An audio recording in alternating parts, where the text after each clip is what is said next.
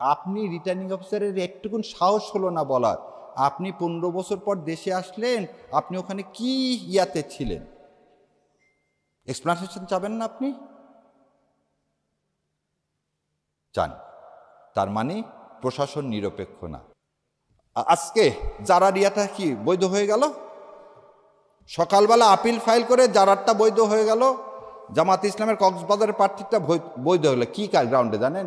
বলতে এটা কিভাবে এই প্রিজাইডিং অফিসার এটা করলো, এই রিটার্নিং অফিসার এটা করলো কিভাবে? আপনার এক্সপ্লেনেশন তো গ্রহণ করলে তো হয়ে যেত। 1 মিনিটের হিয়ারিংয়ে বৈধ হয়ে গেল। তার মানে ওখানে যে বসছে সে কিন্তু একটা এজেন্ডা নিয়ে বসছে। সেই এজেন্ডাটা কি জানেন? আচ্ছা, কে জিতবে বলে আমি মনে ভাবতেছি, আমি ভাবতেছি জামাত জিতবে, অতএব বিএনপির প্রতি আমি কি করব? বৈষম্য করব।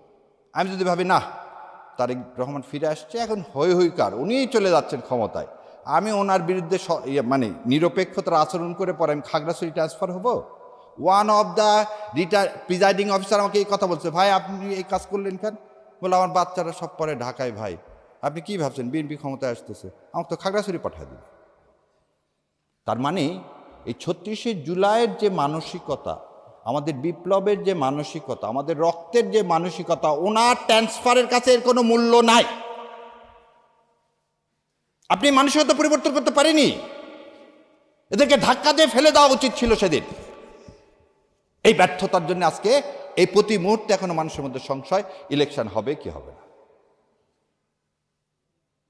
আপনি কাউকে 10টা পুলিশ দিবেন, কাউকে 1টা দিবেন না, তা হবে না, তা হবে না। আর যদি এটা করেন তাহলে বোঝা যাচ্ছে আপনার নিয়ত কিন্তু পরিষ্কার না। আসেন, আর একটা জিনিস হচ্ছে, প্রিজাইডিং অফিসারের হাতে আছে নমিনেশন পেপার বাতিল। সারা দেশে মহা উৎসবের মতো পার্টিকুলার কিছু দলে, আর একটা দলের একজনেরও বাতিল করলেন। কি মেসেজ পাওয়া গেল? একটা দলের একটা নমিনেশনও আপনি বাতিল করেননি, বাকি সমস্ত দলের করছেন। কেন? আপনি রিটার্নিং অফিসারের একটুকুন সাহস হলো না বলার, আপনি 15 বছর পর দেশে আসলেন, আপনি ওখানে কি ইয়াতে ছিলেন? এক্সপ্লেনেশন চাবেন না আপনি?